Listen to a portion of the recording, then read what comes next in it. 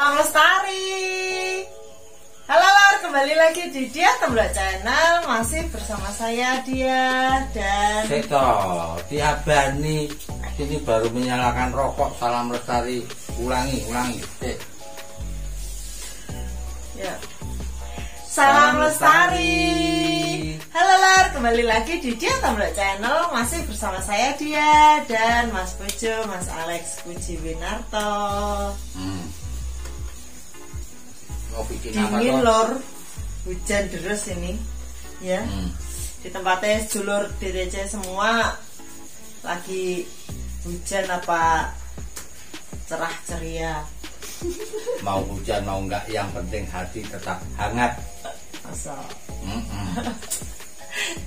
yang aku tuh tadi di kantor. Iya. Itu kan buka-buka YouTube ya. Selain mengikuti yang itu, aku tuh ngeliat Yang lagi itu yang apa? yang lagi rame ini loh. Oh, yang pembunuhan. Iya, Brigadir J itu loh. Itu pokoknya hot news banget kalau di kantor itu. Nah, aku juga ngeliat di situ kan rame juga tentang pesulap merah gitu loh ya. Oh, iya. Iya toh? Jadi aku tuh ngeklik ini ada apa sih ini perseteruan ini kan gitu. Terus ngeliat di salah satu channel itu, jadi dia tuh mengungkap gitu loh, mengungkap kayak keris itu ada tombolnya, jadi ujungnya itu ada baterainya. Terus tentang voodoo itu gimana, terus kebal senjata tajam itu kayak gimana, trik-triknya kayak gitu. Iya. Itu biasa sih ya. Yang piye apanya? Ya gini loh, apakah semua dukun itu, dia kan menganggap dukun itu kan banyak trik gitu loh. Ya, kamu harusnya mendefinisikan dulu apa sih yang disebut dukun kayak gitu. Terus apa yang kamu harap dari aku, karena aku itu bukan pesulap, aku juga bukan dukun gitu loh. Ya tapi kan jenengan kan lama bersinggungan dengan perdukunan gitu, jenengan kan belajar meditasi. Maksudnya bersinggungan dengan perdukunan Lah jenengan kan pernah cari pesugihan itu toh. Oh ya, mafia itu. Itu kan jenengan kan bersinggungan dengan para dukun-dukun itu Iya. kan. Jadi dukun yang berkedok juru kunci kan gitu. Iya, banyak. Nah ya itu terus jenengan belajar meditasi. Iya. Terus jenengan juga belajar hipnotis, bahkan kan punya sertifikat hipnotisnya juga. Lah maksudku yang mau aku tanyakan itu kan, kalau pesulap merah itu kan bilangnya itu dukun itu semua itu banyak trik gitu loh. Saya kira nggak gitu sih. Setauku loh ya, mungkin channel yang kita lihat beda. Jadi pesulap merah ini yang dia lawan itu sebenarnya dukun palsu gitu loh. Dukun yang sebenarnya melakukan trik untuk melakukan penipuan. Aku lihat di salah satu konten dia ketemu ini sih apa, dukun yang bener gitu. Ada, tapi aku belum nonton sih yang itu. Yang ketemu bener. Terus ada juga dia ketemu sama seorang pawang kalau nggak salah, si Inun apa siapa itu, dimana si Inun ini malah membuka gitu loh, dibuka. Iya memang ini entertainment gitu. Aku bikin entertainment. Nah yang diharapkan si pesulap merah ini sebenarnya kan hanya kejujuran aja. Kalau trik, omongan nek entertainment, karena dalam YouTube itu sah-sah saja. Tapi kalau diomongin entertainment gitu kan, mereka hanya dapat dari ininya, dari YouTube-nya. Dan itu sebenarnya kan nggak seberapa lah. Kamu juga sering nggak bayaran loh. Gitu loh. Tapi dengan terus penipuan ini beda lagi. Jadi dari sisi itu aku setuju sama si pesulap merah. Berarti ini ya, Dia memberikan pencerahan gitu. Pencerahan. dia kan membahas juga tentang kebal senjata tajam kan gitu. Nah padahal kan di debus itu kan kayak gitu. Itu juga tidak mau mengungkap karena menghormati yang debusnya itu gitu. Ada kayak gitu juga. Kamu berpikir debus itu mengandung trik ya? Ya ada triknya. Iya. Ini jujur loh ya. Aku pada waktu masih SD lihat pertunjukan debus yang makan semprong. Itu dibahas juga. Nah, semprong itu kemudian karena memang aku nggak punya basic apa-apa, aku berkeyakinan itu bisa, masa aku nggak bisa. Aku coba makan sembunyi-sembunyi dan aku mamah dengan halus, nggak ada lukanya. Tak periksa ketika beol pun, ketika pup nggak ada darah di situ, jadi itu aman. Iya itu bilangnya gitu juga kan. Si pesulap merah katanya aman. Kan karena mengungkap itu kan katanya mau disantet terus mau apa nanti keluar beling gitu, nggak usah keluar beling dari perutnya gitu loh pas BAB gitu kan. Terus bilangnya gini, nggak usah disantet, aku sekarang makan beling aja gitu, dimakan ditelan nggak apa-apa. Itu ada triknya juga, dia tahu gitu. Jadi itu jangan sampai kena lidah depan, jadi langsung di belakang langsung ditelan gitu. Iya langsung ditelan. Jadi ini dikunyah terus ditaruh di pangkal lidahnya. Nah, itu ditelan. Nah ya itu dia bilangnya kayak gitu. Memang aku pernah. Aku suruh buktikan sekarang juga bisa. Jangan. Bener. Nggak usah. Karena sudah tak lakukan sendiri. Iya. Gitu. Artinya begini. Di dalam praktek magic itu sebenarnya ada trik. Tetapi tidak semua itu trik gitu loh. Ada yang benar-benar gitu. Berarti itu cuma segelintir atau oknum lah ya, oknum yang mengatasnamakan dukun untuk sesuatu hal gitu. Terus kalau santet, nah santet itu menurut jenengan itu ada, itu termasuk ada triknya atau memang santet itu benar-benar ada gitu? Dukun santet yang ngetrik ya banyak. Cuman aku nggak bisa membuktikan dan tidak tertarik untuk membuktikan. Sudah ada pesulap merah yang lebih lebih berkompeten untuk melakukan itu. Tetapi aku itu pernah lihat orang disantet bener. Iya.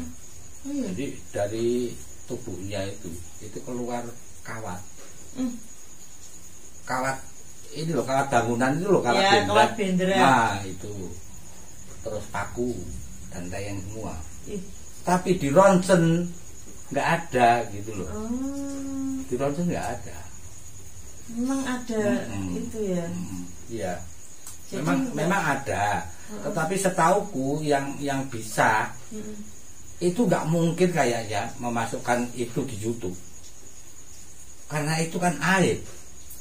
Nah aku heran kan sekarang kamu lihat online itu santet online ada, pesugihan online ada, gampang bener. Aku pernah ditawari loh pesugihan putih. Lah wong aku yang sudah nyari pesugihan berpuluh-puluh kali itu lebih banyak ketipu. Untuk bisa ketemu setannya saja itu susahnya bukan main. Gitu loh. Jadi fenomena dukun ini kan ini ketika orang bingung. Orang mengalami sesuatu masalah, misalnya keuangan ya, ditagih hutang sampai didatangi aparat misalnya, atau debt collector yang sangat kasar, karena waktu dulu kan aku juga begitu ya. Ini sudah nggak bisa mikir apapun. Kalau perlu sudahlah, aku nggak mau nyembah Tuhan nggak apa-apa, aku mau nyembah iblis nggak apa-apa, asal aku ditolong. Kan gitu. Nah manfaat di situasi ini terus dimanfaatkan, gitu. Artinya dalam kondisi seperti itu ya sudah, kamu kasih syarat 2 juta, nanti kita bisa ngasih pesugihan itu ya, misalnya seperti itu. Kita itu boleh utangan dalam keadaan susah itu, terus kita kasihkan dan ternyata selalu saja ada alasan yang membuat kita itu dianggap gagal. Katanya kurang ini, kurang ikhlas, kurang los, kurang apa. Lah suruh los piye wong pikirannya aja piye carane kan gitu. Iya, katanya pikirannya kemerungsung. Ya pasti kemerungsung. Jadi model dukun palsu itu ketika tiba waktunya harus terjadi transaksi, maka dia akan cari-cari kesalahan. Gitu. Makanya kan aku selalu anjurkan sama teman-teman. Kalau berurusan sama dukun yang melibatkan uang banyak, bikin MOU. Bukan MOU, kwitansi bermeterai. Harus ada meterainya. Gitu loh. Jadi susahnya perdukunan itu kan seolah-olah ini terlalu sakral. Tidak boleh dukun dicari salahnya atau ditekan, itu nggak boleh gitu loh. Tapi ketika dia minta syarat, dia akan menekan. Harus segitu. Nanti ternyata pada hari hanya mundur lagi sampai kita itu bosen wis gah. Udah gitu. Nah, seperti itulah. Beda lagi kalau ada surat perjanjian bermeterai atau kwitansi bermeterai. Ini sudah bisa dipakai untuk laporan penipuan gitu loh. Sebagaimana dia yakin bahwa dia bisa memberikan imbalan dari syarat tertentu, apakah itu pesugihan, apa itu pelet, apa itu santet, harusnya itu juga bisa dibakukan gitu loh. Mudah enggak? Jadi dia ngomongnya yakin bisa, tapi begitu diminta yang ada kepastiannya dengan cara meterai, dia bilang yo enggak boleh gitu. Oh enggak bisa. Berarti itu jelas itu palsu. Udah palsu ya. Terus ada lagi yang ini tak tanyain. Pelet itu benar-benar ada gak sih? Bisa dipelajari gak sih ilmu pelet? Sebenarnya ada, tapi yo nek terus modelnya pakai minyak terus pakai apa dengan syarat dan langsung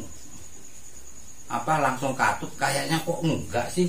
Soalnya tuh gini, itu lucu juga pas Sulap Merah itu bilang gini. Jadi kalau pelet itu memang betul-betul ada. Jadi pemulung itu bisa nikah sama artis gitu. Kan bisa dipelet toh gitu. Jadi tuh katanya tuh gini, kenapa itu bisa disebut pelet? Orang kan misalnya pergi ke dukun, minta saya mau melet ini kan gitu, terus kayak dikasih sarana kan gitu. Sebenarnya itu kan hanya untuk meyakinkan dia kalau wah aku sudah ada ini, jadi lebih pede kan gitu sebenarnya. Iya, jadi guru meditasiku tuh bilang sebenarnya lebih banyak yang bekerja dalam hal seperti ini, metafisik atau supranatural, itu adalah autosugesti karena kita merasa pede. Jadi lebih ganteng, omong lebih ini. Iya, memang benar. Gitu ya? Tetapi ilmu pelet itu sendiri ada. Mempelajari enggak? Mempelajari enggak sih, enggak? Tapi ada. Soalnya aku dan itu harus pakai puasa, pakai apa, ada mantranya dan ada lakunya. Setahu saya untuk memeletkan orang bukan. Iya, tahu. Jadi, misalnya kamu suka sama bintang film siapa yang ganteng, terus Mas, tolong Mas, ini pura-puranya aku dukun. Aku gatoke sama itu. Aku kok ragu. Susah ya? Iya, tapi kalau menjalani sendiri juga dengan mengolah autosugesti itu kemungkinan bisa. Dan semua ilmu itu meskipun harus ada puasa, harus ada apa, ada tirakat, belum tentu berhasil ketika dilakukan. Jadi ketika ini dijual belikan dengan begitu gampangnya, via telepon, via apa WA, wow. Oh ya, kayak gampang banget. Kok nggak cuma barang yang bisa dibeli dengan online gitu loh, dukun pun bisa. Berarti gini ya, autosugesti itu kayak misalnya ada tuh yang misalnya menyembuhkan orang itu dengan airnya dicelupin apa kayak Ya, gitu. bisa itu untuk sugesti. Lah itu pesulap merah itu juga gitu. Jadi itu kan ada kayak kalau dukun kan biasa pakai kayak tasbih itu toh. Nah itu pakai tasbih terus dia ngobatin orang air panas. Air panas itu dimasukin tasbihnya, airnya jadi merah. Nah itu kan orang kalau nggak tahu kan, wih jadi merah gitu Ya, kan. ya. Terus dia kan otosugesti, wah ini bisa membuat kesembuhan di penyakitku. Nah ternyata tuh diungkap tasbihnya itu dari kayu secang. Nah kayu secang itu kalau kena air panas kan jadinya merah kan gitu. Nah itu berarti itu kayak gitu ya. Macam-macam trik seperti itu. Banyak trik dalam hal pusaka, dalam hal pesugihan. Ya memang begitu. Berarti itu misalnya autosugestinya itu betul-betul kuat, itu bisa sembuh karena itu tuh sebenarnya itu yang menyembuhkan tuh autosugestinya dia sendiri ya, bukan karena tak kasih contoh. Ya. Jadi tapi ini agak saru ya, tapi ini real. Tapi ini akan memberi contoh sebenarnya gejala supranatural itu seperti apa sih. Ini contoh, ibuku kan bukan dukun. Nah tapi ketika aku sakit belekan mata merah, kalau zaman aku kecil dulu sering anak-anak kena belek, terus batuk gak sembuh-sembuh, obatnya itu cuma kencingnya di pagi hari. Diapain? Kalau belek itu diginiin. Nah kalau batuk itu suruh minum. Yakin, swear. Kok dan sembuh. Nek mamiku kan dari mbah. Itu kalau belek, kalau batuk ndak anu. Kalau belek, maaf ya lor ini agak agak jorok. Jadi itu kalau pas BAB habis cebok, ya tangannya nggak kena BAB-nya, tapi habis cebok itu diusap kayak gitu sambil bilang pet kopet, ojo kopet mataku, kopeton selitku gitu. itu kan, tapi ya sembuh. Ya kamu nggak tanya kenapa aku bisa sembuh? Ya kenapa? Aku nggak mau begitu lagi. Aku nggak mau kencing diraupin kencing lagi, nggak mau suruh minum kencing lagi. Jadi tak tahan. Batuk itu tak tahan. Ya akhirnya ya nggak batuk, mau ditahan. Oh, akhirnya batuknya kan mau keluar kan nggak bisa ya? Sambil minum jeruk sama kecap itu loh. Itu. Jadi mungkin jeruk itu mengandung vitamin C, tubuhku jadi kuat, psikologisku nggak pengen dijorokin lagi, sembuh. Jadi seringkali seperti itu. Berarti memang autosugesti itu ini ya? Ya, itu besar pengaruhnya. Besar pengaruhnya. Yang ini kan pesulap merah itu kan mengungkap trik-trik perdukunan yang dukun memanfaatkan itu kan. Nah, namanya pesulap, apakah dia itu juga menguasai ilmu-ilmu kayak gitu, apa hanya sekedar pesulap aja kok dia bisa mengungkap trik-trik perdukunan gitu loh? Loh, tahu saya si pesulap merah ini Marcel Radival ya namanya. Dia punya ijazah loh dalam beberapa hal kan. Artinya aku belum mempelajari itu ya. Jadi begini, ini perbedaan negeri kita sama di tempat lain. Di luar negeri maksudnya, yang namanya hipnotis itu sudah menjadi salah satu prosedur menggali satu kasus gitu. Katakanlah di Amerika itu sudah biasa, tapi di sana harus terukur gitu loh. Telepati itu juga bisa terukur. Jadi misalnya kita ada kartu 9 kali atau 10 kali, ini dibalik dia bisa nggak baca itu. Nah, mereka berani seperti itu memverifikasi ini benar nggak. Tapi di Indonesia begitu mau diverifikasi sama pesulap merah atau siapapun itu akan jadi gempar gitu loh. Karena apa? Ya kalau takut diungkap berarti ada yang nggak bener gitu loh. Makanya kayak aku tadi saranku ya kalau ketemu dukun yang mensyaratkan uang dalam jumlah besar, suruh bikin MOU itu, suruh bikin surat perjanjian gitu loh. Dan iya, dan ada saksi gitu loh. Jadi kalau nggak gol uangnya kembali. Nah ini beda lagi. Ini harus dituangkan dalam itu dituangkan gitu, ya. Gitu. Surat itu. Kalau di Indonesia itu orang pergi ke dukun itu malu-malu tapi mau sih. Malu-malu tapi mau itu artinya begini. Di satu sisi dianggap perdukunan itu tabu apa-apa, tapi dilakukan. Coba setiap kali mau ada pemilihan kepala desa, pemilihan apa, rame dukun. Apakah itu semua benar? Kan gitu. Aku juga pernah sih ke dukun, minta balikan lagi sama pacarku. Terus dukunnya bilang apa? Dukunnya itu dikasih kayak garam gitu loh, suruh minum. Tapi ya garamnya habis, minum perutnya sampai ya nggak kembali. Ya, itu kamu nggak cuma minum air garam, lautnya kamu minum juga nggak akan kembali. Kalau orangnya nggak mau balik ya nggak mau balik itu loh. Pernah ke dukun juga itu, minta balikan. Tapi toh itu kan kayaknya banyak yang nggak suka toh trik-trik itu diungkap, terus merasa terzolimi gitu kan, terus banyak yang mengancam. Nah itu berbahaya nggak sih untuk si pesulap merahnya itu? Kayaknya dia sendiri dikeroyok banyak orang gitu loh. Gini ya, ini pendapatku pribadi ya. Dan ini juga yang selalu diajarkan oleh guru meditasiku almarhum. Jadi sebenarnya keajaiban dalam tanda kutip, keajaiban itu memang ada.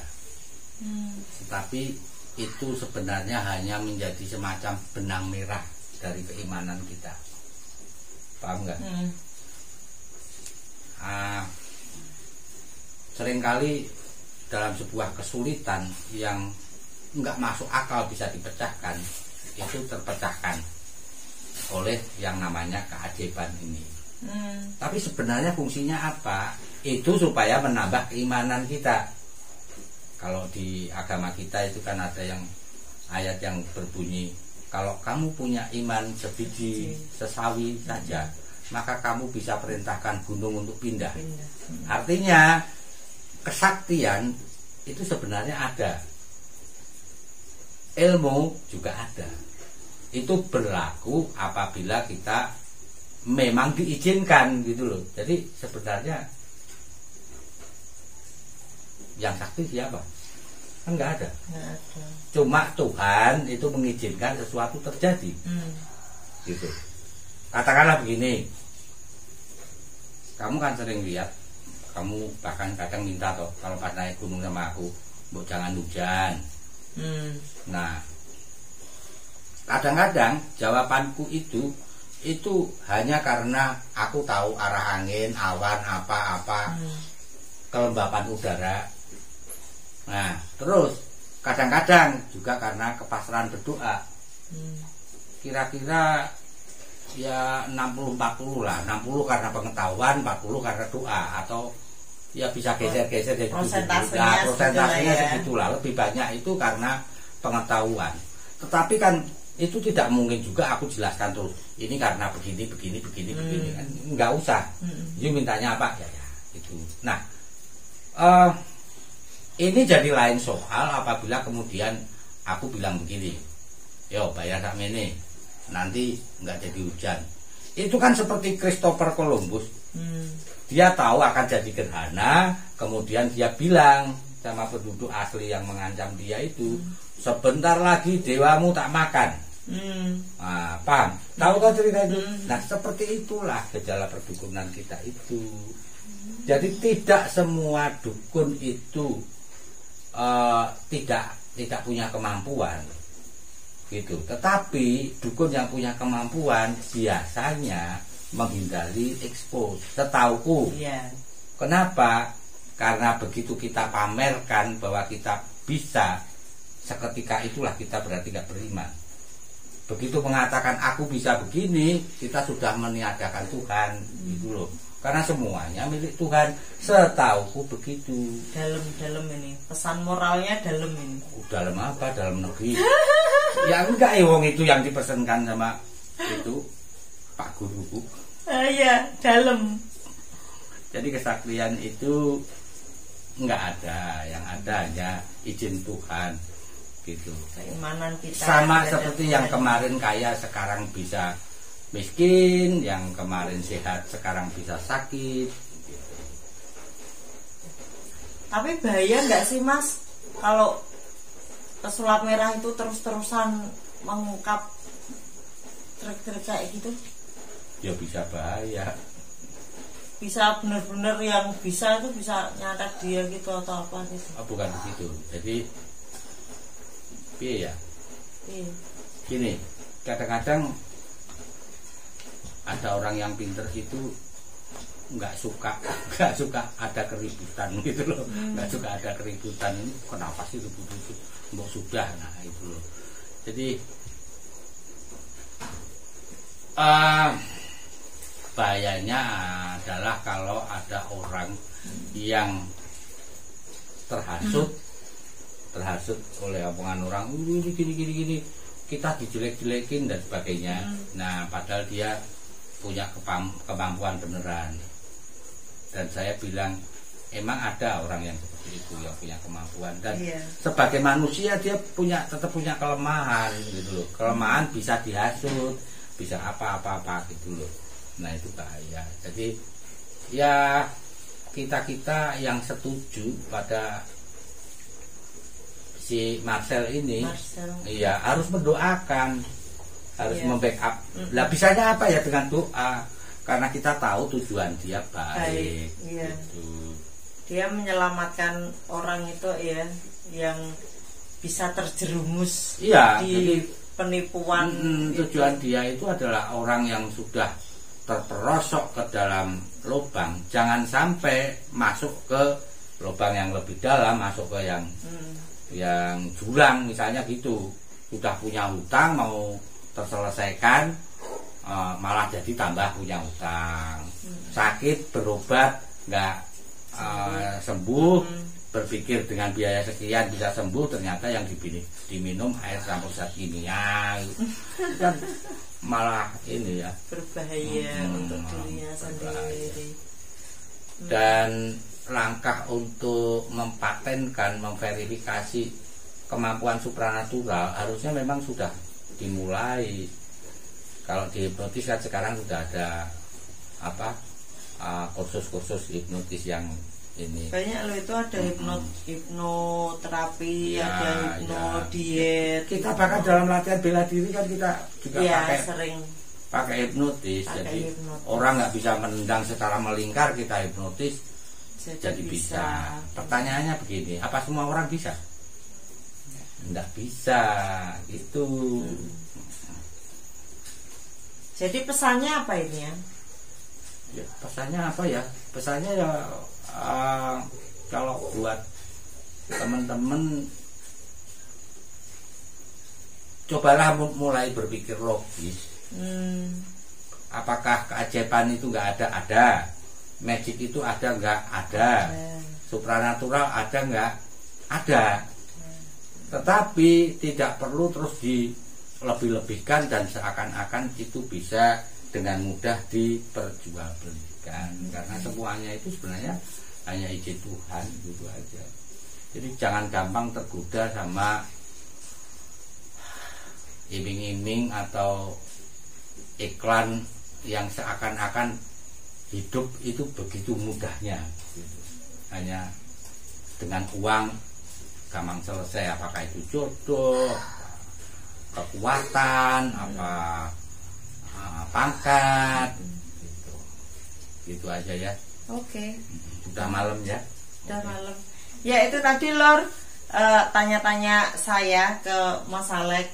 tentang pesulap merah. Kepo soalnya beliau kan juga pernah belajar tentang perdukunan gitu. Bukan perdukunan, saya itu belajar meditasi. Kemudian pernah ditipu mafia dukun, pesugihan. Tapi pernah juga ketemu dukun yang memang benar-benar mampu. Gitu. Berarti tidak dukun. Aku. Padahal aku mau berdukun. Dukun apa? Dekat kamu sama aku. Iya, maksudnya Udahlah, biar Mas jatuh cinta sama aku gitu loh. Kasih aja bunga, terutama bunga bang. Enggak usah bunga mawar. Udah malam. Ya itu tadi loh, terima kasih dulur semua sudah menyaksikan di Atta Blok Channel. Salam lestari.